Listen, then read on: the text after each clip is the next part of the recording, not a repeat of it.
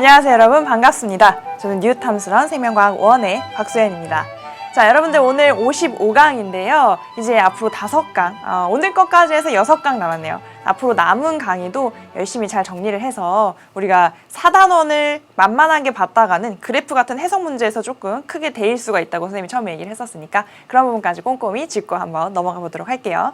자, 오늘 여러분과 같이 공부할 내용은요. 4단원 중에서도 좀 자주 출제되는 부분이라고 할 수 있습니다. 물질의 순환과 에너지의 흐름에 관한 그런 내용을 같이 공부를 하게 될 텐데 먼저 전체적인 큰 줄기를 학습 포인트를 보면서 잡아보도록 하겠습니다. 자, 여기를 잠깐 보시면요. 일단은 이렇게 나눠질 수가 있어요. 물질의 생산과 소비라는 제목으로 크게 어떻게 물질이 생산되고 소비되는지 그 과정에 대해서 간략하게 얘기를 좀 하고요. 그 다음에 물질은 순환하고 에너지는 흐른다. 는 우리 오늘 강의 주제에 맞게 이렇게 나눠서 좀 설명을 해볼 거예요. 그래서 물질들은 여러 가지 종류의 물질들이 있고 그것들이 다 이제 나름대로의 순환 과정을 거치지만 그 중에서도 우리 생체를 구성하는 굉장히 중요한 유기물을 구성하는 원소들이죠. 그래서 탄소와 질소의 순환에 대해서 알아보도록 할 텐데요. 이 중에서도 또 특히 질소의 순환이 문제로는 출제가 많이 되는 부분이니까 이 부분에 대해서 여러분들이 조금 공부를 해야 될 것 같습니다. 그런데 이 과정에서 굉장히 다양한 세균들이 관여를 하고 아무래도 좀 복잡한 것들이 있어요. 그래서 선생님도 처음에는 이 부분 공부할 때 지금 공부했을 때는 알겠는데 돌아서면 까먹고 또 좀 지나면 까먹고 해서 계속 좀 반복 공부를 했던 기억이 나거든요. 그래서 여러분들도 이 부분을 좀 여러 번 반복해서 본다라는 생각으로 접근하셨으면 좋겠습니다. 자, 그 다음으로는요. 에너지의 흐름이에요. 그래서 에너지의 흐름이 어떤 의미인가? 에너지가 흐른다는 게 뭔가? 그다음에 에너지 효율이라는 것은 어떻게 계산을 하는가? 그다음에 여러 가지 특징들에 대해서 생태 피라미드를 구성해 본다면 그 형태는 어떻게 되는지, 그다음에 생태계의 종류마다 어떻게 좀 다른 특징들이 나타나는지 그런 부분을 좀 중점적으로 살펴보려고 합니다. 자, 그래서 오늘 배울 부분의 가장 중요한 포인트는 물질은 순환하고요. 에너지는 흐른다는 그 차이를 명확하게 구분을 해낼 수가 있는가가 아주 가장 큰 주제가 되겠고 그 안에서 가장 빈출되는 부분은 질소의 순환 부분이 아닐까라고 생각합니다. 자, 그래서 이 제목에 대해서 선생님이 간략하게 그냥 전체 내용을 좀 짚어드리면 이것이 바로 생태계라고 봤을 때 생태계가 있을 때요. 물질은 어떻게 된다는 거예요? 이 생태계로 끊임없이 유입되지 않더라도 이 안에 있는 것들이 형태만 바꿔서 돌고 돈다는 거죠. 그래서 물질은 이런 식으로 이 안에서 순환을 하게 되는데 에너지는 어떻게 된다는 거예요? 순환, 돌고 돌아서 다시 그 자리로 돌아오는 게 아니고 계속 들어오고 나가는 이런 유입과 유출이 있다. 그래서 에너지는 유입되는 것이 꾸준히 있고 그다음에 꾸준히 생태계 밖으로 빠져나가는 유출, 방출. 방출이라고 표현을 좀 해볼까요? 비슷한 의미지만 이런 식으로 해서 계속 흘러나간다는 거예요. 흘러나간다. 사실 우리가 전 우주적인 에너지 총량은 사실 변하지 않아요. 에너지 보존 법칙 변하지 않는데 우리 생태계에서 생물이 사용할 수 있는 에너지는 계속 형태를 바꿔서 빠져나가기 때문에 계속 이제 공급을 받아야 된다는 거죠. 그래서 그런 면에서 두 가지를 좀 구분할 수가 있겠다라는 것을 먼저 큰 틀을 잡아드리도록 하겠습니다. 자, 그러면 요 얘기 전체적인 얘기는 계속 이제 1시간 동안 같이 얘기를 해보도록 하고요. 이 가장 첫 번째 내용 물질의 생산과 소비에 대해서 여러분하고 공부를 좀 해볼게요. 여기는 지운 다음에 빠이빠이 조금 이따 다시 돌아오고요. 자, 이쪽으로 잠깐 이동을 해서 보도록 하겠습니다. 자, 제목이 뭐였어요? 물질이 어떻게 된다고요? 물질의 생산과 소비가 제목이었습니다. 생산과 소비. 말 그대로 어떤 물질을 만들어내고 사용하는 그런 내용에 관련된 그 학습을 좀 해볼 건데 근데 우리가 물질이 갑자기 생산한다. 물질이 생산된다. 물질이 갑자기 뿅 생겨요? 없던 원소가, 없던 원자, 분자 이런 것들이 갑자기 무의 상태에서 뿅 생기고 이런 일이 있을 수 있나요? 그런 일은 있을 수 없죠. 우리 이제 어떤 원자가 이렇게 우리 지구상에 원소들이 있을 때 그것이 나타나거나 사라지거나 하는 건 아니고 형태를 바꿀 뿐이죠. 그죠? 그 화학 반응들을 통해서. 그래서 여기서 보면 어떤 물질이 생산되고 소비된다는지 좀 여기 구체적으로 살펴볼 필요가 있을 것 같아요. 이 물질은 도대체 정체가 뭘까? 바로 유기물을 얘기하는 겁니다. 유기물. 유기물이라는 거는 만들어질 수도 있고 그것이 분해되어서 이제 무기물 같은 것으로 형태가 변환될 수도 있죠. 그러면 유기물의 총량이 이제 사라진다고 줄어든다고 볼 수가 있을 거고 그런 식으로 양의 변동이 있을 수 있습니다. 그래서 유기물의 생산과 소비에 대해서 같이 공부를 좀 해보겠다. 자, 그런데 우리가 앞서서 생태계를 구성하는 요소 대해서 배웠는데요. 그 생태계를 구성할 때 군집을 구성한다고 얘기를 했고 그 역할에 따라 나눴습니다. 그 생물의 군집들이 이제 역할에 따라 나눴을 때 세 가지로 나눴었는데 바로 이런 유기물을 생산하는 집단을 우리가 뭐라고 했었어요? 생산하는 집단을 생산자라고 했었죠. 생산자. 생산자에 해당하는 것은 여러분들 머릿속에 가장 먼저 떠오르는 것이 그 육상 식물들. 그렇죠? 우리 주변에 볼 수 있는 뭐 풀이라든지 나무라든지 이런 것들, 파릇파릇한 애들. 그런 애들을 가장 먼저 떠올릴 수 있겠는데 그런 애들 말고도요. 우리 바닷물 속에 또는 그냥 민물 속에도 있고 그런 뭐 식물성 플랑크톤이라든지 이런 것들도 충분히 그런 광합성을 해낼 수 있거든요. 그래서 그런 것들이 다 생산자에 들어간다. 그러면 소비하는 애들 우리가 뭐라 그래요? 그 만들어낸 것들을 소비하는 애들은 그렇죠. 소비자. 그런데 이 소비를 할 때 이걸 분해를 직접 하기도 하지만 주로 어떤 애들이 여기서 분해자라는 애들이 이렇게 만들어낸 유기물을 다시 무기물로 돌려주는 그런 그 물질 순환에 굉장히 중요한 역할을 한다. 그런 얘기를 앞에서 했었던 것 같아요. 그래서 그런 얘기들을 조금 더 구체적으로 해볼 건데 우리 이 4단원의 제일 첫 시간에 어떤 식물이 광합성을 하게 되는데 광합성을 해서 총 만들어낸 그런 유기물의 양, 그러니까 총 그 광합성의 양 그런 얘기를 좀 했었고 어떤 식물이 그 만들어낸 총 광합성의 양, 광합성량.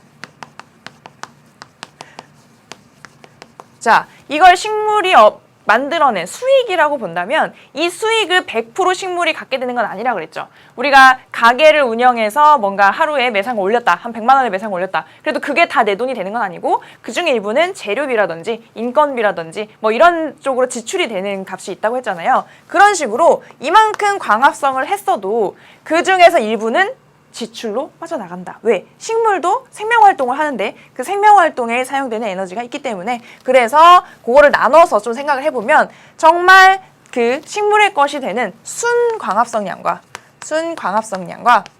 순이익이라고 할 수 있죠. 성량, 짠. 그리고 지출에 해당되는 호흡량으로 나눈다. 요런 식을 좀 같이 공부했던 거가 기억이 나는지 모르겠어요. 그런데 이 부분에서는 용어만 살짝 바꿀 거예요. 총 광합성량, 순 광합성량이 아니고 이게 전체 이제 생태계를 기준으로 봤을 때 식물이라고 하면 이제 여기서는 조금 더 범위를 넓혀서 생산자라는 용어를 쓰겠습니다. 생산자라는 용어를 써서 어떤 생태계의 생산자들이 총 광합성을 통해서 만들어낸 유기물의 총량을요. 이렇게 얘기해요. 이걸 조금 지워서 총 생산량이다. 생산량. 요렇게 바꿔서 조금 표현해 보겠습니다. 무슨 뜻이라고요? 총 생산량은 어떤 그 생산자들이 만들어낸 유기물의 총량이다. 광합성을 통해 만들어낸 유기물의 총량을 총 생산량이라고 한다. 그런데 그것도 마찬가지로 여기도 이렇게 뒤에도 맞춰서 바꿔줘야겠죠? 그러면 순 뭘로 바꿔줘야겠어요? 순 생산량으로 바꿔주고 그 다음에 호흡량은 그대로 둬도 됩니다. 그래서 그 전체 생태계의 집단 중에서 생산자에 해당하는 그런 그 생물들이 이렇게 만들어낸 것을 전체 양을 총 생산량이라고 했을 때 그 중에서 정말 그 생물의 체내를 구성하는 순 생산량과 그 다음에 호흡량으로 우리 사용해서 빠져나가는 양으로 바꿔볼 수가 있는데요. 그런데 이 순생산량을 조금 더 세분화해 볼 수가 있습니다. 우리 식물의 입장에서 봤을 때 정말 내가 뭐 이만큼을 벌었어요. 근데 그중에 일부를 내가 생명활동 하느라고 사용을 한 거예요. 호흡량으로 빠져나가게 되겠죠? 근데 남은 부분이 전부 다 100% 내 몸을 구성할 수는 없어요. 왜? 내가 이렇게 열심히 만들었는데 갑자기 초식동물이 와서 나를 어처구니 없이 뜯어먹어요. 뺏기는 거죠. 내가 사용한 건 아닌데 그런 식으로 뺏기는 양들도 있고 그 다음에 내가 이제 겨울에 될 준비를 하면서 이렇게 낙엽을 떨어뜨리잖아요. 그런 것도 그 안에 분명히 유기물들이 있단 말이죠. 그런 것들이 떨어져 나가는 거. 그런 것들하고 좀 구분을 해볼 수가 있겠다. 그래서 순생산량을 좀 나눠볼게요. 그러면 정말로 식물 체내를 구성하게 되는 식물 체내에 남아있게 되는 생장량과 그 다음에 뭐냐면요. 이렇게 떨어져 나가는 거. 말라서 비틀어져서 떨어져 나가는 요런 부분들이 있잖아요. 식물의 경우에. 그래서 고사량이라고 얘기해요. 고사량. 그 다음에 이 안에는 뭐 비슷한 맥락으로 낙엽량. 낙엽으로 떨어지는 것도 여기 비슷한 맥락으로 묶어볼 수가 있겠죠. 그 다음에 또 뭐가 있냐면 아까 선생님이 조금 전에 얘기했던 내가 열심히 만들었는데 갑자기 초식동물이 와가지고 나를 막 뜯어먹는 거죠. 무자비하게. 그런 거. 뜯어먹히는 양. 그거를 유식하게 뭐라고요? 피식량이라고 한다. 피식량. 자, 이렇게 해서 정리를 해보는 거예요. 순생산량은 우리가 생장량과 정말 식물 체내에 남아있는 양과 그다음에 고사량, 떨어져 나가는 양, 그다음에 피식량, 뜯어 먹히는 양, 이런 것들로 구분해서 나눠볼 수가 있다.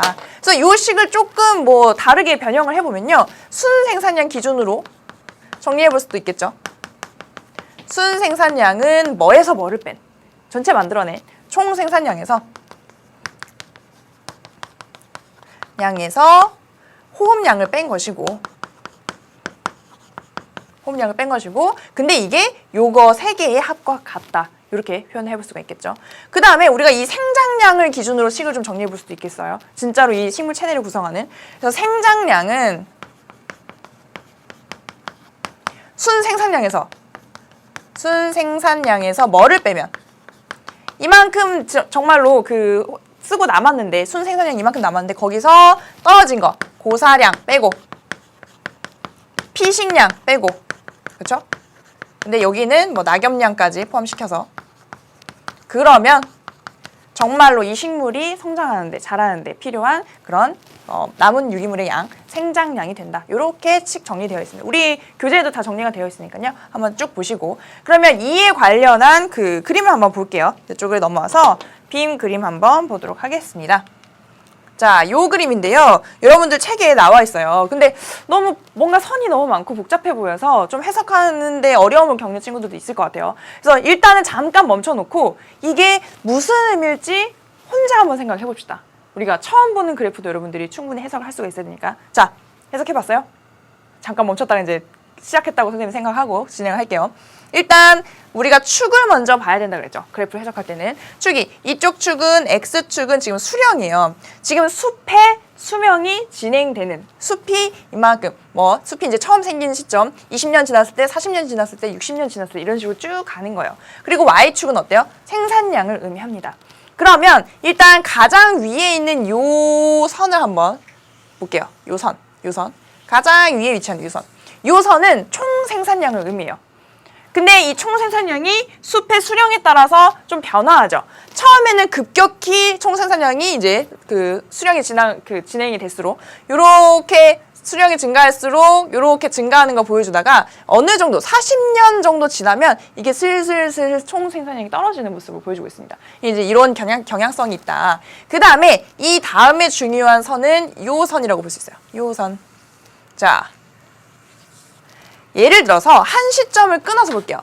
지금 40년, 숲의 수령이 40년이 됐을 때 요렇게 요 시점의 총 생산량은 요만큼, 예를 들면 한 25톤 헥타르, 1년에 이 헥타르당 한 25톤 정도의 생산량을 보여주고 있다. 그렇죠? 이 정도의 총 생산량이 있는데, 근데 그 중에서 이만큼은, 이 선을 기준으로 했을 때 이만큼은 호흡으로 우리가 소비하는 양이고, 이만큼이 호흡량이고, 그 다음에 남은 이만큼이 뭐가 되는 거예요? 총 생산량에서 호흡량을 뺀 나머지가 뭐가 된다고? 그렇죠. 순생산량이 된다고 했으니까 이만큼이 순생산량이다. 근데 그거를 그냥 더 세분화한 거예요.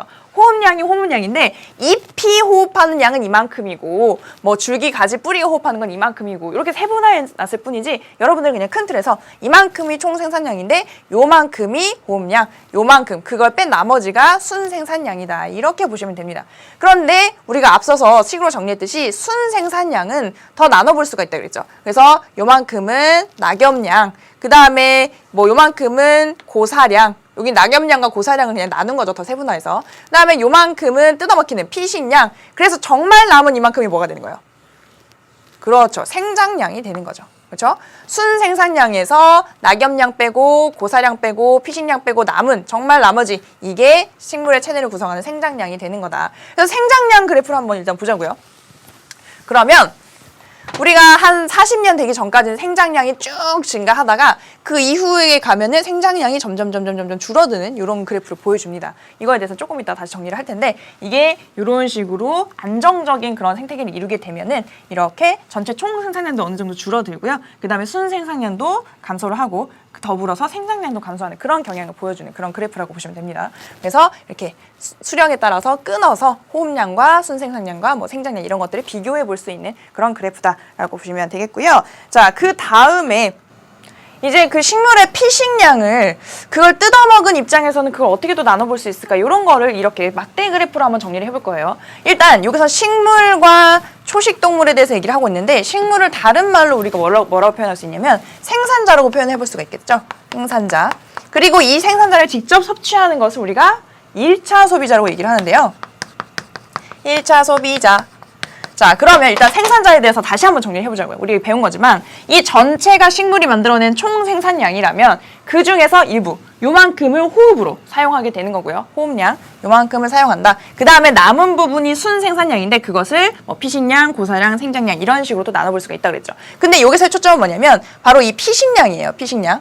이 피식량을 뜯어먹는 입장에서는 이게 뭐가 되는 거예요? 얘는 뜯어먹히는 거니까 피식량이고 뜯어먹는 입장에서는 그렇죠. 섭식량이 돼요. 섭식량. 요만큼. 요걸 그냥 확대한 겁니다. 양이 늘어난 건 아니고 이렇게 더 이제 확대해서 본 건데 먹은 만큼이 섭식량이 돼요. 근데 이 먹은 만큼 다 내 몸으로 들어와서 다 이제 뭐 세포 안으로 들어오게 되는 건 아니고 요만큼은 세포 안으로 들어와서 뭔가 내 몸에서 사용이 되거나 아니면 내 몸을 구성하거나 이렇게 되는 거고 나머지는 그냥 찌꺼기로 밖으로 배출이 돼요. 내가 써보지도 못하고. 그래서 섭식한 양 중에서 일부는 배출량으로 아예 그냥 밖으로 빠져나가고 여러분들 이제 뭐 응가하잖아요. 응가. 그런 거가 되겠죠. 여기 배출량에. 그 다음에 들어온 것들을 동화량이라고 하는데 동화량에서도 일부는 세포 호흡할 때 사용되어서 호흡량으로 이제 빠져나가게 되고 그 다음에 일부는 또 내 몸을 구성하는 데 사용이 되겠죠. 근데 동물에서도 일부는 또 피식 먹히거나 아니면 자연사로 이렇게 빠져나가는 부분들이 있다. 그래서 호흡량, 피식, 자연사, 생장량을 합쳐서 동화량이라고 하고 여기에 배출량까지 합한 값이 섭식량이 된다. 이렇게 정리를 한번 해볼 수가 있겠습니다. 자, 그 다음에요. 여러분들 밑에 교재에 보면 246쪽에 군집의 생산량을 간단히 비교한 부분이 있는데 거기 보시면 육상 생태계와 해양 생태계를 비교했을 때 일반적으로 육상 생태계의 생산량이 더 높다라고 이제 그런 경향성을 찾아볼 수가 있고 그 다음에 원시림과 천이중인 군집을 좀 비교를 했거든요. 요거는 요 그림을 보면서 한번 살펴볼게요. 자, 이쪽 이제 걸리적거리니까 지우고. 자, 이게 저번에 봤던 천이 과정 그림이잖아요. 천이 과정. 근데 이 앞부분은 천이가 진행 중인 그런 과정이고 뒤에 이렇게 음수림 상태가 됐을 때 우리가 보통 이제 극상에 이르렀다.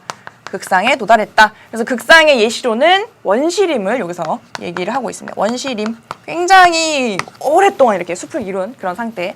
그래서 이렇게 되었을 때 천이 중인 진행 중인 상황과 천이 진행 중인 상황과 극상인 상황에서를 좀 비교를 해봤을 때 자, 여기서 현존량, 생물량 또는 생체량이라는 용어가 나오는데요. 현존량, 생체량이라고 표현하는 요 용어를 한번 소개를 해줄게요. 요건 무슨 뜻이냐면 정말 이 식물 체내를 구성하고 있는 유기물의 총량을 얘기해요. 어떤 그 개체의 그 몸을 구성하고 있는. 그래서 예를 들어서 그냥 간단하게 얘기를 해보면 이런 풀 한 폭이랑 나무 한 그루랑 비교를 했을 때 뭐가 더 현존량이 크겠어요? 당연히 덩치가 클수록, 그죠? 이런 나무 한 그루의 현존량이 클 거예요. 그래서 이런 거를 비교해 봤을 때는 현존량에 대해서는 극상인 상태가 현존량이 더 크다라고 볼 수가 있겠죠. 현존량에 대해서, 생체량에 대해서, 구성하고 있는 유기물의 양에 대해서는. 그죠? 그런데 순생산량으로 한번 비교를 해보자고요. 순생산량. 순생산량으로 비교를 해보면 천이가 진행 중인 그런 그 그룹에서 순생산량이 더 높습니다. 그거는 조금 비교를 해서 알아두셔야 될 것 같아요. 왜냐면 극상에 도달하면 내가 이제 총 광합성, 총 생산량도 있지만 그 중에서 이 호흡량과 순생산량이 그 호흡량이 차지하는 비중이 높아져요. 점점. 그래서 순생산량은 줄어드는 그런 그래서 그렇게 안정된 상태를 이루는 극상에서는 이렇게 순생산량은 좀 줄어드는 경향을 보인다. 이런 것들이 여러분들 책에 이렇게 정리가 되어 있습니다. 자, 이렇게 해서 살펴보고요. 그 다음에 이제 물질의 순환에 대해서 좀 알아보려고 그래요. 물질의 순환. 우리가 어떤 순환? 탄소의 순환과 질소의 순환을 같이 보겠다고 했는데요. 일단 첫 번째 탄소의 순환부터 그림을 통해서 정리를 좀 해볼게요. 자, 요게 바로 탄소의 순환 그림입니다.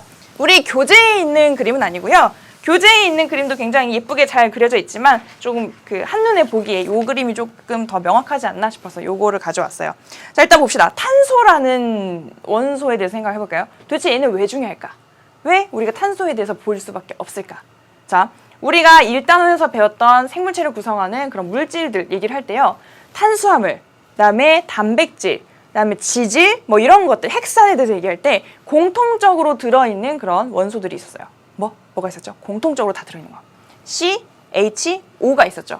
그런데 H와 O도 물론 중요하지만 이 C, 탄소가요. 이런 유기물들의 골격을 이루는데 굉장히 중요한 역할을 합니다. 탄소가 아니면 그런 골격을 이룰 수가 없다. 그래서 이 탄소가 굉장히 중요한 역할을 하는데 얘는 어떻게 이런 환경과 생물들의 사이를 순환하면서 이렇게 돌고 도는 것인지를 과정을 한번 볼게요.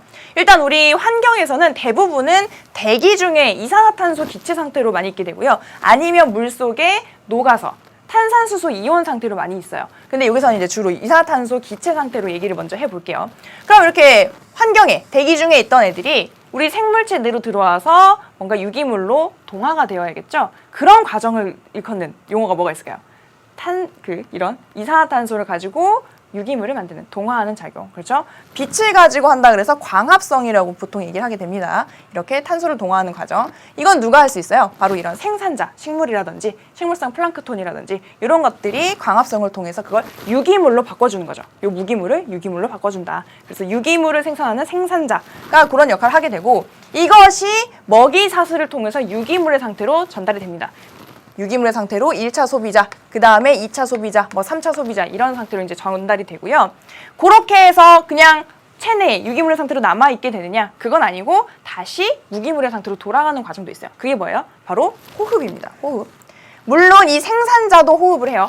생산자는 광합성도 하고 호흡도 하죠. 그렇죠? 그래서 동화도 하지만 이걸 이화해서 다시 돌리는 작용도 하고요. 그 다음에 이것이 소비자로 전달이 됐을 때 소비자도 역시 호흡을 통해서 다시 대기 중으로 돌려보내는 그런 작용이 있어요. 그런데 만약에 생산자나 소비자가 이렇게 죽거나 사체가 되거나 아니면 배설물을 이렇게 남기거나 했을 때 그런 배설물이나 사체를 분해자가요. 분해자의 호흡을 통해서 다시 이렇게 이산화탄소로 만들어주는 그런 작용이 있습니다. 그러니까 동화하는 거, 유기물로 만들어주는 거는 생산자의 광합성을 통해서 일어나는 거고 다시 이 유기물을 무기물로 돌리는 거는 생산자의 호흡, 소비자의 호흡, 분해자의 호흡을 통해서 일어난다는 거죠. 자, 그렇게 일어나는데 근데 이렇게 생물에 의해서만 다시 돌아가는 과정이 있는 건 아니고요. 여기 보시면 여기 동식물의 사체를 분해자가 분해하는데 분해하다가 남은 것들이 있어요. 분해가 안 된 것들. 그런 것들이 오랫동안 시간을 거쳐서 탄화가 되면 이렇게 석유나 석탄이나 천연가스의 형태로 바뀌게 됩니다. 여러분들 이제 알잖아요. 옛날에 이렇게 고사리 같은 것들이 많이 묻혀가지고 지금 우리가 사용하는 석탄이 된 그런 식으로 되었을 때 이것이 무슨 과정? 연소라는 과정을 통해서 다시 대기 중으로 돌아가기도 하죠. 그런데 여기 보시면 호흡은요 생물 체내에서 일어나는 반응이잖아요. 그러니까 요거는 물질 대사에 해당이 되고 연소 같은 경우는 체내에서 일어나는 반응이 아니기 때문에 물질 대사가 아니다. 그 차이는 우리가 3단원에서도 이미 공부한 바가 있습니다. 그래서 이런 과정이 있는데 이게 균형이 맞아야 우리가 평형을 이루게 되잖아요. 이렇게 대기 중에 이산화탄소 양과 생물체 내에 있는 양과 이렇게 묻혀있는 양과 이런 것들이 계속 일정한 균형을 이루어야 되는데 요즘은 연소되는 양이 너무 많아져서 이 이산화탄소의 양이 증가하죠. 그래서 여러 가지 문제점들을 일으키고 있습니다. 그거에 대해서는 다음 시간에 탐구 활동을 통해서 같이 얘기를 해보도록 할게요. 여기까지가 탄소의 순환인데 사실 탄소의 순환은 우리가 익히 많이 봐왔던 거, 광합성과 호흡 과정, 그런 거, 연소가 하나 더 추가됐다고 볼 수가 있겠죠. 그래서 여기에 대해서는 간단하기 때문에 문제로 잘 출제가 되지 않고요. 다음에서 볼 질소의 순환이 주가 되겠습니다. 한번 넘겨볼까요? 자, 이게 바로 질소의 순환 그림이에요. 자, 탄소는 우리 생물체를 구성하는 유기물의 골격이 된다라고 했는데 질소는 왜 중요할까요? 질소는 어떤 유기물을 구성하는 데 들어가는 원소일까요? 우리가 배웠던 것 중에서 질소 들어가는 거, N 들어가는 거. 그렇죠. 단백질. CHONS 이렇게 구성됐던 단백질. 그 다음에 하나 더. 핵산이 있죠. 핵산. 유전물질 핵산. 우리 몸에서 촉매작용을 하는 단백질과 그 다음 우리 몸에서 유전 정보를 저장하는 물질인 핵산을 이루는 게 질소예요. 얼마나 중요합니까? 그래서 질소도 적절히 이렇게 순환이 이런 환경과 생물체 사이를 순환을 하고 있죠. 그래서 봅시다. 일단 우리 주변에서 가장 많이 접할 수 있는 질소는 어떤 형태로? 이렇게 질소 기체 상태로 대기 중에 있어요. 대기 중에 질소 많을까요? 적을까요? 풍부할까요? 좀 부족할까요? 굉장히 풍부하죠. 왜? 대기의 78%가 질소예요. 아, 그러면 충분히 우리가 언제든지 원하는 대로 공급받을 수가 있겠네 라고 생각한다면 경기도 오산이죠. 그렇죠? 여기서 보면 78%나 있지만 이게 우리가 사용할 수가 없는 상태예요. 왜냐하면 질소는 이렇게 질소 원자끼리 이렇게 공유 결합을 하고 있는데 무려 3중 결합을 하고 있어요. 3중 결합은 그만큼 단단하고 끊기가 어려운 결합이라고 보시면 돼요.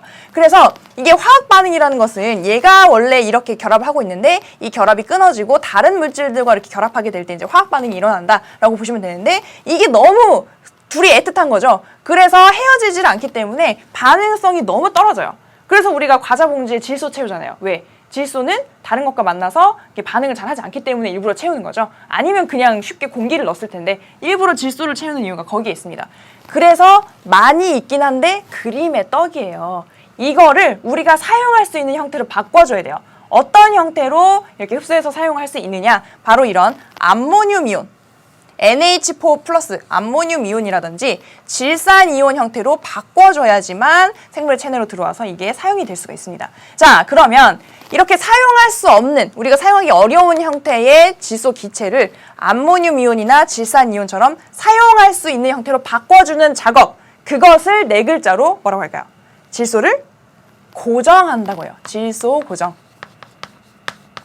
질소 고정. 질소 고정은 이렇게 N2를 사용하기 어려운 N2 상태를 NH4 플러스라든지 그 다음에 NO3 마이너스와 같은 이렇게 사용할 수 있는 형태로 바꿔주는 거를 질소 고정이라고 한다. 어떤 과정을 통해서 고정이 되는지 한번 봅시다.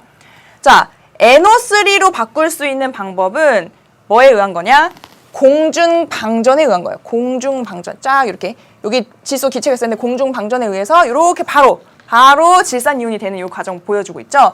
이게 그렇게 많이 일어나는 사건은 아니에요. 좀 드문 희귀한 사건이긴 하지만 공중방전에 의해서 적은 양이 질산이온으로 바로 이렇게 됩니다. 왜냐면 이렇게 공중방전이 여러분들이 알고 있는 번개잖아요. 그래서 번개에 의해서 요 원자들끼리 분리가 되는 거예요. 이게 헤어지게 되는 거죠. 그럼 주변에 있는 산소 원자들과 반응해서 산화질소가 되고 이게 이제 비에 섞여서 내리면서 땅속에 질산이온의 형태로 이렇게 존재하게 되는 겁니다. 이런 경로가 하나 있어요. 뭐에 의해서? 공중방전에 의해서. 저기 있죠? 공중방전. 좀 써줄까요? 이렇게? 공중방전. 그 다음에 NH4 플러스로 가는 과정은 세균 종류가 관여를 합니다. 세균. 어떤 세균일까요? 질소를 고정하는 세균이에요. 그래서 이쪽에 보시면 질소 고정 세균이다. 질소 고정 세균이 이렇게 대기 중의 질소를 암모늄 이온으로 바꿔주고 있죠. 자, 질소 고정 세균의 예시를 몇 가지 들어드리면 요 정도는 여러분들이 알고 있어야 돼요. 질소 고정 세균의 예시. 좀 유명한 이름. 뿌리혹 박테리아. 뿌리혹 박테리아. 라는 게 하나 있고요. 그 다음에 조금 생소한 이름 아조토박터. 요렇게 뭐 더 있지만 이렇게 크게 두 가지 정도만 알아두셔도 충분합니다. 그래서 질소 고정 세균의 대표적인 예시 뿌리옥 박테리아와 아조토박터. 얘는 어디서 봤어요? 우리가 앞에서 공생관계 얘기할 때 콩과 식물의 뿌리에 이 뿌리옥 박테리아가 공생을 하고 있다. 기생 아니죠. 공생이죠. 그래서 이 뿌리옥 박테리아는 콩과 식물에 무엇을 제공하고 바로 이렇게 사용할 수 있는 형태로 바뀐 암모늄 이온을 제공을 하고요. 이렇게 제공하고 그 다음에 콩과 식물은 뭘 제공한다? 광합성을 해서 만든 유기물을 세균에게 제공하는 거죠. 이 세균은 질소 고정은 할 수 있어도 광합성은 할 수 없어요. 그러니까 유기물을 공급을 받아야 되는 거죠. 이렇게 해서 서로 돕고 돕는 그런 관계를 맺고 있는데 이렇게 두 가지 종류의 세균, 더 있지만 대표적으로 두 가지 종류의 세균이 이렇게 암모늄 이온을 고정할 수 있는 그런 역할을 한다. 자, 그래서 이 암모늄 이온이나 질산 이온의 형태가 되면 식물의 뿌리로 이렇게 흡수가 되어서요. 우리 그 식물의 체내에서 질소 동화 작용이라는 걸 할 수 있어요. 질소 동화. 동화라는 건 우리가 알겠죠? 작은 저분자를 고분자로 만드는 거. 이 경우에는 이런 것들을 가지고 뭘 만드는 거? 단백질이나 핵산을 만드는 게 질소 동화 작용이다. 이런 용어들은 지금 책에 다 정리가 되어 있으니까 선생님이 지금 이렇게 정리를 합니다. 그래서 질소 동화 작용을 이렇게 할 수 있는 형태가 이렇게 만들어줘야 되는 거다. 그런데 보면 질산이온으로 가는 경로는 굉장히 적다 그랬잖아요. 공중방전에 의해서는 그렇게 많이 일어나는 사건이 아니다. 그래서 이렇게 암모늄 이온에서 질산이온으로 바뀌는 그런 경로도 있어요. 뭐에 의해서? 질화세균에 의해서. 질화세균이 이렇게 암모늄 이온을 질산 이온으로 바꿔준다. 사실 이 중간에는 중간 과정이 하나 더 있어요. 어떻게? 암모늄 이온이 바로 이렇게 되는 건 아니고 NO2-라는 아질산 이온으로 한번 이렇게 변했다가 그 다음에 여기서 또다시 질산 이온으로 변하는 그런 과정이 있거든요. 우리 책에 정리가 잘 되어 있죠. 그래서 그렇게 사실 한 단계가 더 있다는 거 정도 추가해서 알아두시면 될 것 같고, 자, 그 다음에 이렇게 계속 이제 암모늄 이온과 질산 이온이 식물의 뿌리를 통해 흡수가 됐어요. 그래서 이 몸 안에서 단백질이나 핵산이 되면 그런 것들은 유기질소 화합물이라고 할 수 있어요. 유기물이니까. 그래서 얘네들 유기질소 화합물이 되는데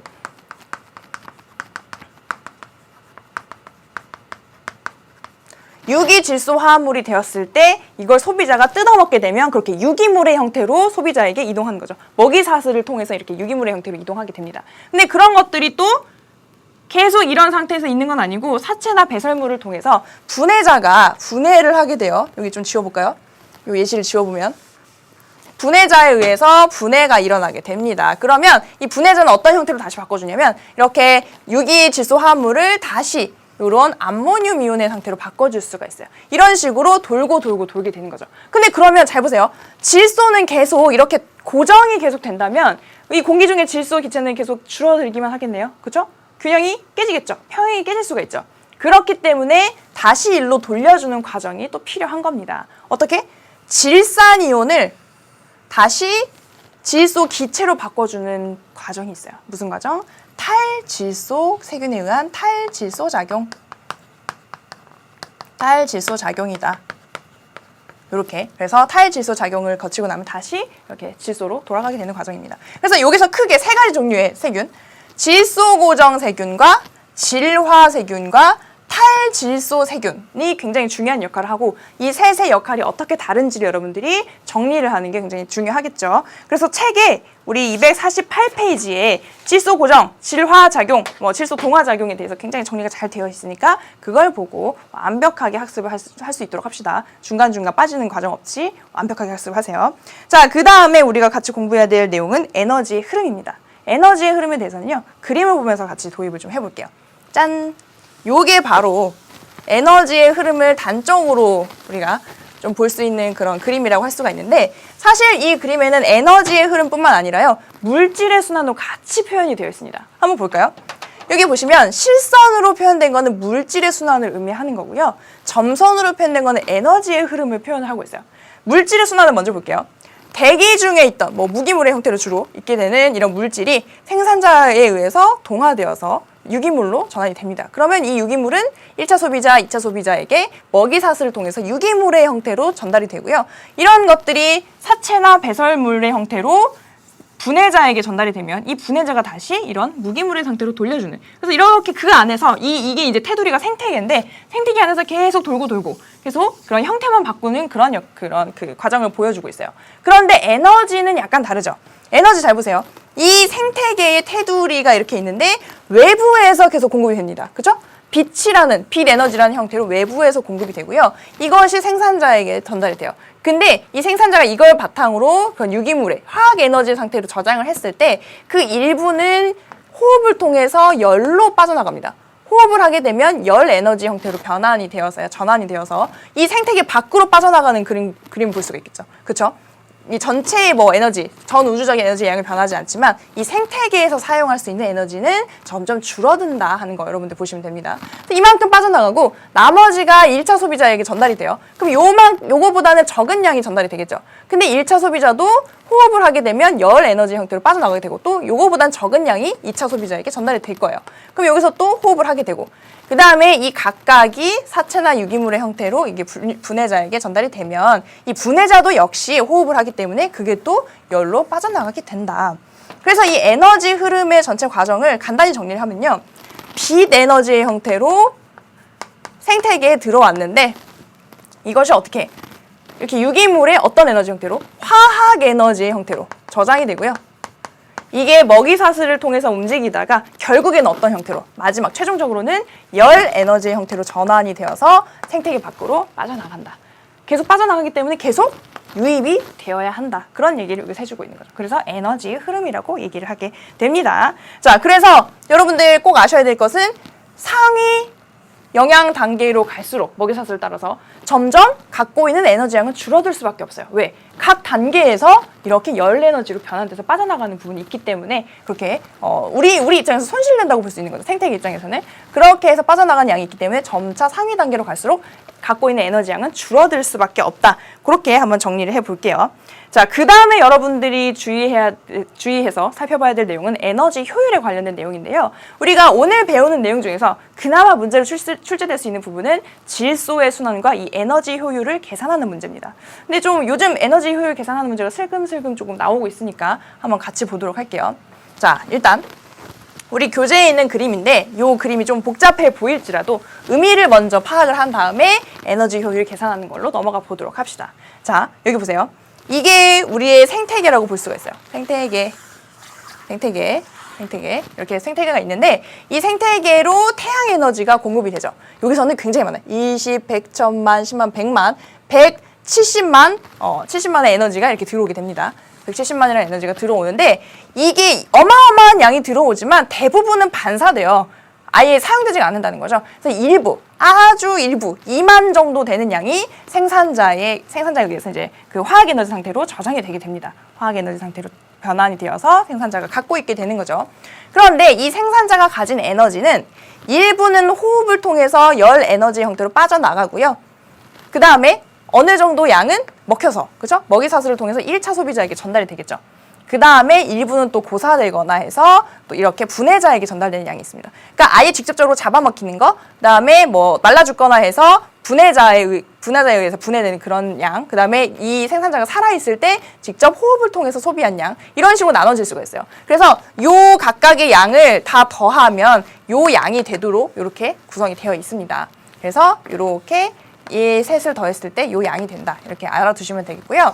그러니까 가끔 이런 나머지 값들은 주고 이런 데를 뚫어놔요. 그래서 이제 계산을 할 수 있게 그렇게 문제를 내는 경우도 있으니까 주의를 하시고, 자, 2810이라는 그런 에너지 중에 아주 일부 3021이라는 에너지 양만 1차 소비자에게 전달이 됐습니다.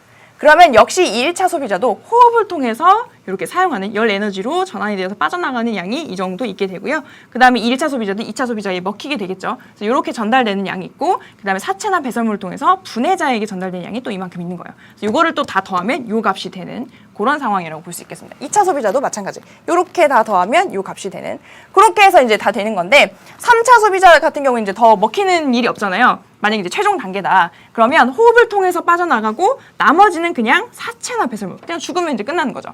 자, 그러면 이렇게 각각의 단계에서 호흡을 통해서 나가는 양의 이제 합이 요 정도 이제 있는 거고, 각각이 고사되거나 사체 배설물을 통해서 분해자에게 전달되는 양이 요만큼 있는 거예요. 자, 근데 결국에는 이 분해자에게 전달된 양이 있잖아요. 요것도 분해자의 호흡을 통해서 결국에는 열 에너지 상태로 이렇게 전환이 됩니다. 그러니까 요 각각의 호흡량과 요렇게 온 거는 결국에는 분해자의 호흡량이 돼서 여기 더해진다는 거죠. 그래서 요렇게 다 합치면 이렇게 열 에너지 형태로 최종적으로 빠져나가는 양이고, 요게 뭐랑 똑같은 거예요? 생산자가 처음으로 이렇게 화학 에너지로 전환한 양과 똑같은 값이 된다. 요렇게 여러분들 이해하시면 되겠습니다. 그런데 요것에 대해서 각 단계의 에너지 효율을 구하라 하는 문제가 나오는데요. 그럼 공식을 먼저 알아야겠죠. 에너지 효율 같은 경우에는 전 영양 단계가 보유한 에너지의 총량 분의 현 영양 단계가 보유한 에너지 총량이에요. 그러니까 나 지금 누구의 효율을 구하고 싶은 거예요? 현 어떤 영양 단계의 효율을 구하고 싶으면 그 전 영양 단계와 현 영양 단계의 에너지 총량을 알아야 된다는 얘기겠죠. 한번 해봅시다. 자, 1차 소비자 같은 경우에 얘가 현 영양 단계니까 얘 전 영양 단계는 누구예요? 바로 생산자죠. 생산자. 그러면 생산자가 갖는 에너지 총량은 요거를 그냥 읽어주면 돼요. 2810. 그죠? 그럼 1차 소비자가 갖는 에너지 총량은 3021이죠. 어떻게 계산하면 돼요?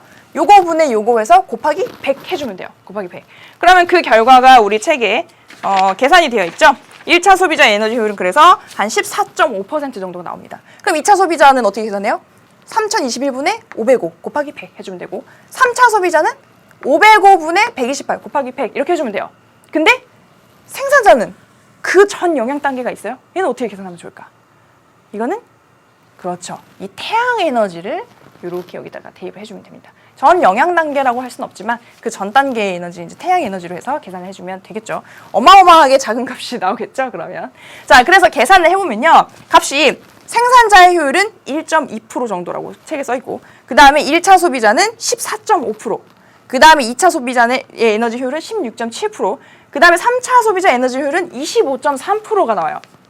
어떤가요? 에너지의 효율이 점차 상위 영양 단계로 갈수록 증가하는 경향성을 보여주죠. 그래서 여기서 중요한 포인트가 이거예요. 짠, 별표. 에너지의 양은요. 에너지의 양은 상위 영양 단계로 갈수록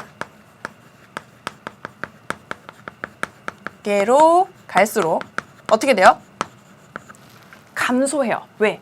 호흡을 통해서 열 에너지로 점차 빠져나가기 때문에 전달되는 건 더 적을 수밖에 없죠. 그래서 상위 영양 단계로 갈수록 에너지의 양은 줄어듭니다. 항상. 경향이 아니고요. 이건 항상 줄어들어요. 그런데 에너지 효율은 상위 영양 단계로 갈수록 어떻게 돼요? 증가하는 경향이 있어요. 경향. 일반적으로. 늘 그런 건 아닌데 일반적으로 그렇다. 요거는 일반적, 이거는 항상. 이렇게 구분을 좀 해주세요. 항상.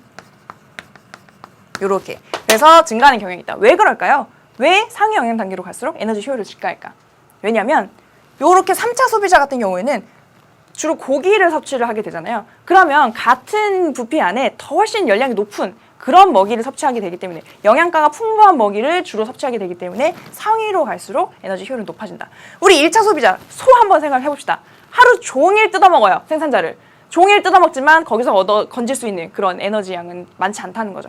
그래서 효율은 점차 갈수록 높아지는 경향이 있다. 그렇게 해서 여러분들 정리해 놓으면 되겠습니다. 자, 이와 연관을 해서요. 우리 생태 피라미드에 대해서 한번 생각을 해볼 건데 일단 생태 피라미드가 뭐냐. 책에 이렇게 정리가 되어 있대요.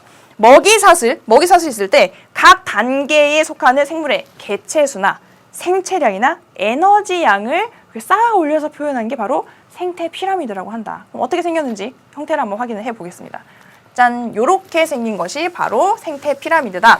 이렇게 봤을 때 다양한 종류의 생태 피라미드가 여기 나타나 있어요.